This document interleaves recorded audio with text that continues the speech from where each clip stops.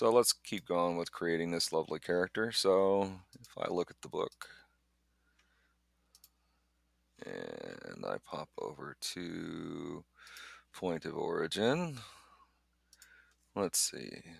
He's going to be pretty tough, so let's go with the field. So +1 toughness.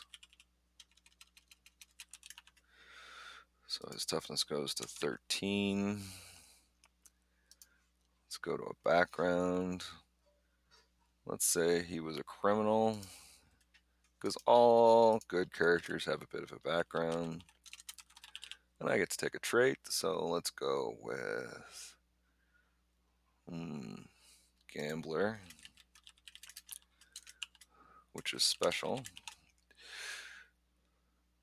And we said that he's a good old Space Marine, so we'll go as Space Marine. And he'll take some guns, which is accuracy.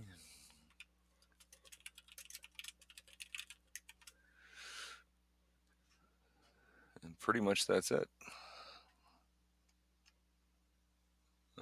Next level he can level up, but let's say he's got 12 hit points because that's his toughness. Actually, he's got 13 hit points because his toughness is 13. He's got a speed of 10 meters. No purchase rolls. His morale is 11. Let's go to items. Space Marines are given a pulse rifle, so let's go pulse rifle. And combat knife. And a pistol. Nope. He already has a pulse rifle, so he doesn't need that. So he gets 5 clips for his pulse rifle. And let's see what else. Combat knife, pistol, and 5 clips. And because he's going out in the field, we'll give him some standard combat armor as well. So standard combat armor is AR4 AP20, so we can stick that up here. Standard combat armor, AR4 AP20, so he has 20 armor points to start. So those are 20 armor points. Essentially, AP are like temporary hit points. Combat works sort of like if you take damage, the damage goes to your armor first. In this case, he has an armor rating of 4, so 4 points go off the top and the rest goes to his armor points. When there's no more armor points, it goes straight to hit points because people are squishy. So once you get through the crunchy exterior, they get a lot more squishy. The basic system is roll under. So if you have, for example, if you've got a combat knife and you're trying to stab someone, that's an athletics check. So you want to roll the athletics score or less on a die 20.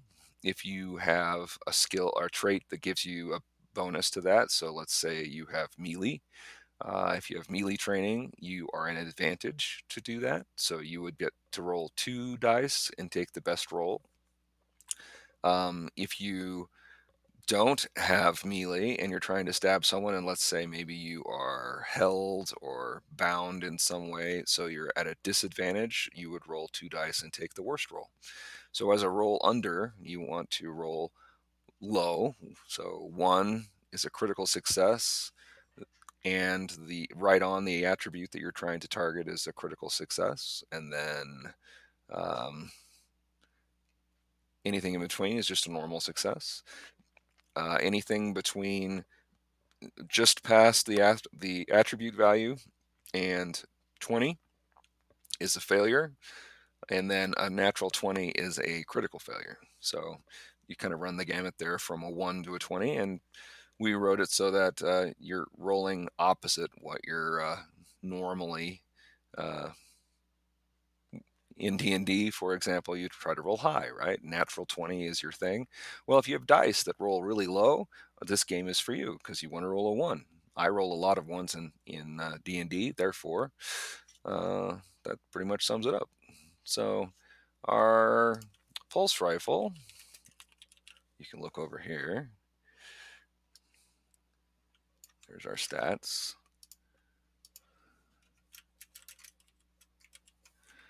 And pulse rifles get a few different things.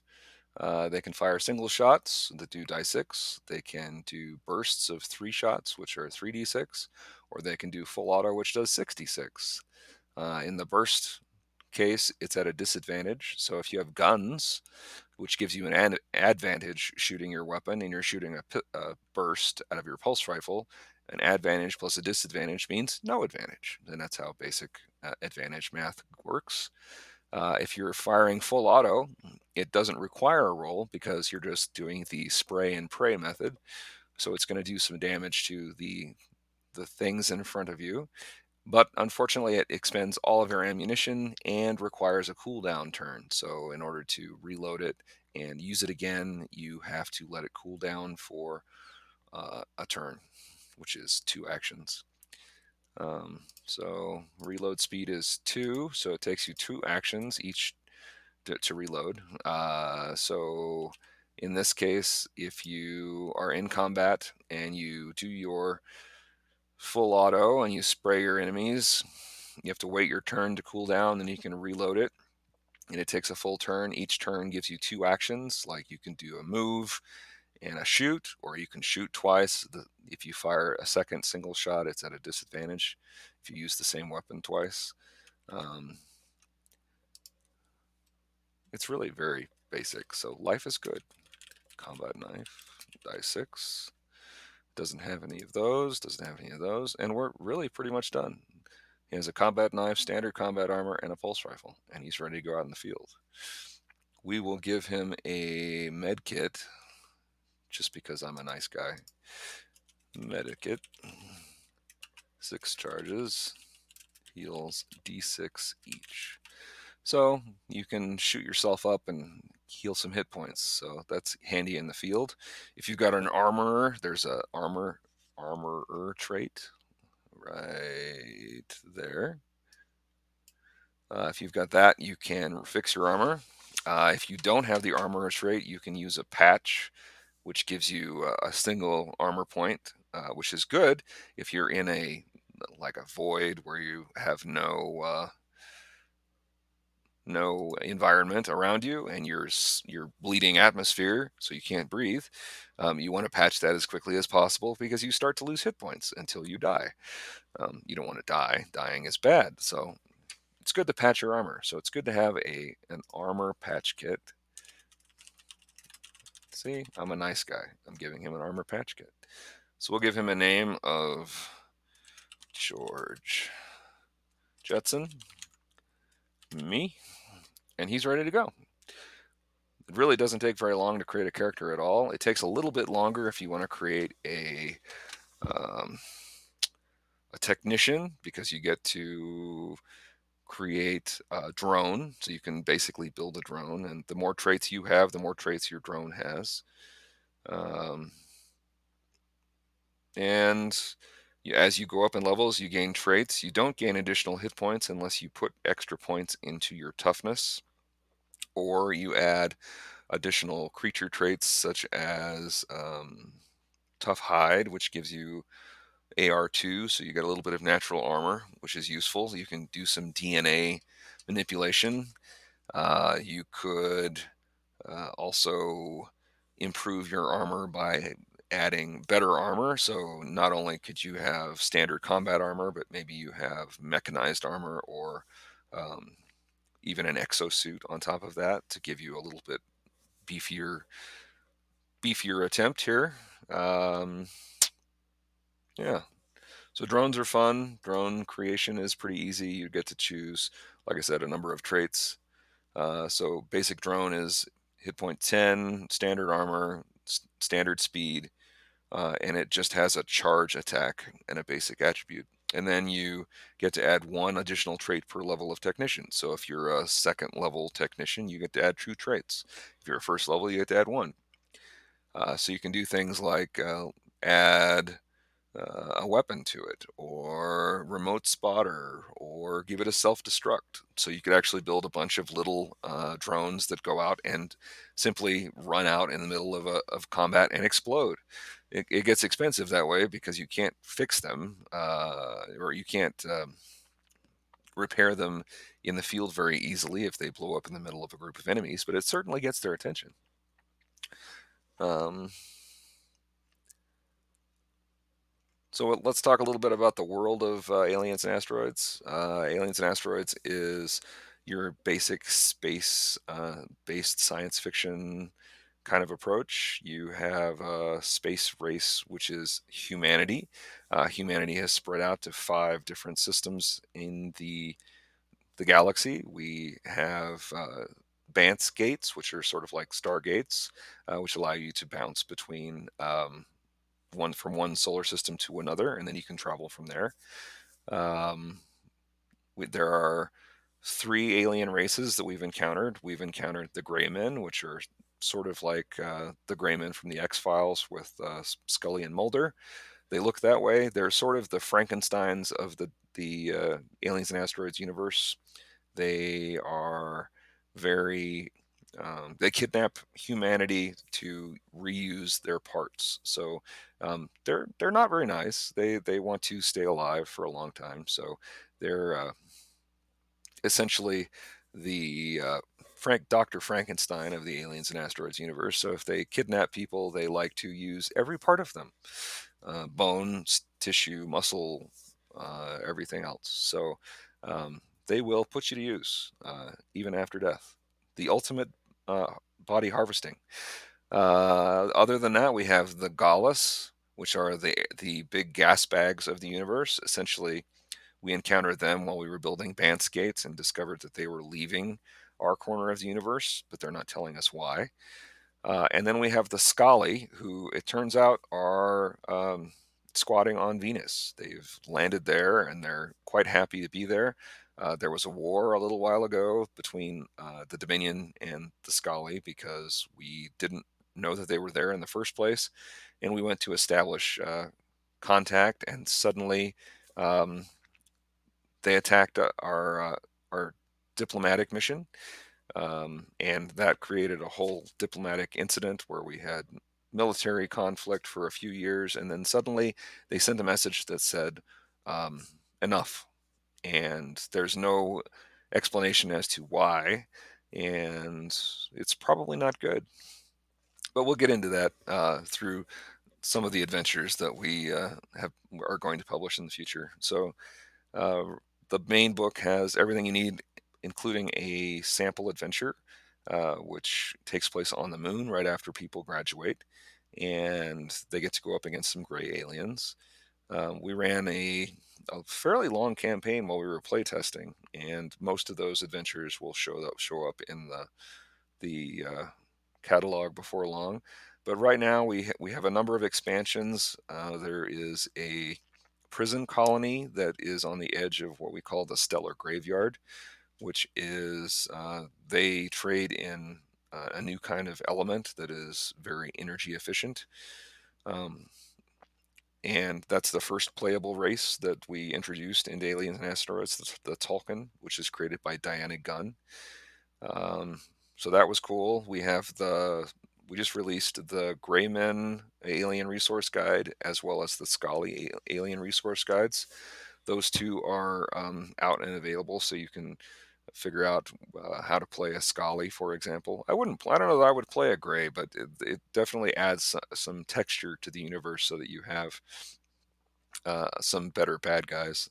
They have some fun technology, and it introduces the idea of psionics. So that's kind of cool. We have a zombie adventure from Eric Bloat of Bloat Games, who is very good at writing zombie stuff. So that's kind of fun. We have some adventures from Jonathan Hicks, which kind of take place in the criminal side of the universe, introducing this group called the Black Circle, who are up to no good. Go figure. Um, so those can kind of fit in between other adventures, and yeah, they're really we're starting to spread out a little bit. We're also working on our new game, Tattered Magics, which we've been playtesting. Um, if you're interested in that, we'd recommend that you check out our Anchor page, which is right here, anchor.fm/Moebius Adventures. You can also find us on YouTube. We've released all of the our episodes so far on YouTube, so you can catch up with the group. We've been playing that since September, and we just started recording that, I think, a couple of months ago. So we're only up to 12 episodes so far. We had an emotional episode last week because we had to say goodbye to Dan, who has been an amazing player since he joined us, since, I think, in October. And it's been a lot of fun. So we'll miss his character, John Calvin, which you can listen and enjoy some of the crazy antics that our group gets up to. So they're it's a fun time. And then this week we're going to start playing a new game of Aliens and Asteroids online. I'm calling this campaign Fell Dune. It's a sort of Doom inspired game, and it should be fun. I've created some fun critters and a scenario that could be my most deadly to date. I don't know what to say there, but we'll see who all survives. We have a different group of players this time, some of whom have never played an RPG, so that's always fun. Some of whom I've known since high school, and a couple of others that should be entertaining. So it'll be yeah, I'm looking forward to it. It should be fun. And we're going to start playing using the Astral tabletop, virtual tabletop. So that should be fun. And yeah, so that's really where we're at. We've got a lot on the horizon. We've got the next adventure from Jonathan Hicks for Aliens and Asteroids. It's all written and laid out. We're just waiting for a couple of pieces of art. And then I really need to just crack down and start working on getting Tattered Magics ready to go. Um, it's the first draft is written. Just need to clean it up, and maybe we'll release it as an Ashcan edition soon. I need to start laying that out and finishing up the writing on that. So we have a new player joining this week, which will help us play test some of the werewolf rules that we have, which should be entertaining. And yeah, really, I'm excited. We've got a lot going on in Moebius Adventures. Um, we have another adventure from Jonathan Hicks in the queue, which should be entertaining. That'll be more sort of like the Aliens movie, which will be sort of a dungeon crawl, which should be a lot of fun. Um, so that's in the works. I have several adventures that, like I said, came out of playtesting, which should be on their way too. Um, and then Tattered Magics. Eventually, our goal is to have three systems. So we'll have Aliens and Asteroids, we'll have Tattered Magics, and then we'll have one for Sword and Sorcery. So you can do more classic fantasy kind of stuff. And then you can, because it's the same system between all three games, you'll be able to cross the streams. So the idea is this is all one part of a big multiverse. And essentially, you could have some of the fairies from Tattered Magics show up in Aliens and Asteroids, or you could have Space Marines suddenly show up in Underhill, or perhaps you could have a giant snake goddess from the Sword and Sorcery uh, world show up in um, the modern world or in Tattered Magic. So we can have all kinds of fun crossing the streams kind of episodes, which I'm looking forward to because that's the ultimate goal of Moebius Adventures. The adventures never end. So, um, yeah, trying to think if there's anything else that I wanted to say. Like I said, character creation is really easy. The system is pretty darn easy. Essentially, roll a die and see if you get it at the level at the number of your attribute or less, um, and kind of go from there. So, and that's my dog in the background. So that would be Pyrite. She likes to talk. So unless there's any other questions, this is going to be a really quick live stream, but we might do another one next week if people start paying attention and noticing that maybe I'm alive in Twitch. It's my first recorded stream, so we'll see how this one turns out. So, okay. I think we're going to call it there. It's been fun. I plan on doing this again. Maybe we'll do it again we'll do it every couple of weeks, and we can check in on some of the different campaigns that are going on.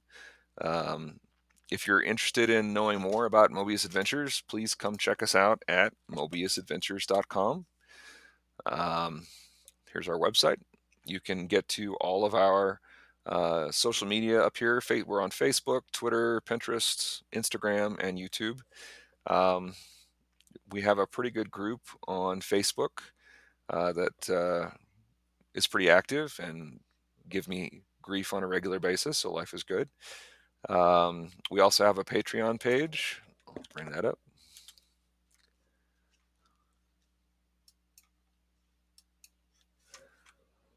I'll bring that up over here.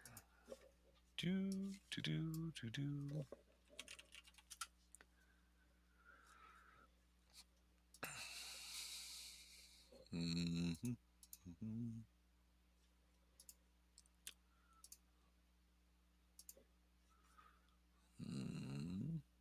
Let me log out.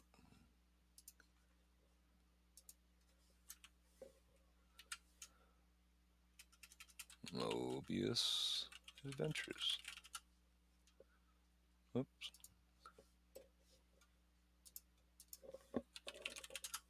I'll be able to find it eventually. There we go.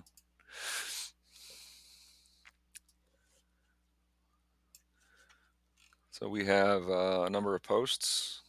Here's a recent one where I showed off some of the work that I've done in Astral Tabletop. So this is what Astral looks like with a map, and we've got an active character sheet that's already up and in Astral, so that's really cool. It was easy. We can do quick attribute checks, and we've added a few more roles for things like damage and the rest of that. And I'm looking forward to running that. It should be fun. It's really my first time running in a virtual tabletop, so it should be an entertaining experience for all involved. Usually, I do more theater of the mind when I run games, so my players are tortured by the sight of my horrible drawings. I've drawn some really awful maps over the years, and they haven't gotten any better, but they do work. So there is that. So I think we're going to call it there. So thank you, Alan. It's all good. You're always working like a madman. I appreciate the support. You're all good. Um, but that's about it. So we'll save this recording up there, and people can take a look. And we'll do another one in 2 weeks, or maybe 4 weeks. We'll see what the interest is. So thanks again for coming, Alan. I appreciate it, and good luck with the writing. I do appreciate it. Thanks all, and please do support Moebius Adventures if you get a chance. If you want to check us out, we'd really appreciate it. We have a lot of fun, and I'd like to think that the game is a lot of fun. So it is, and we have good time. So life is good. Everybody stay safe and healthy, and we'll talk to you next time we're on. Thanks.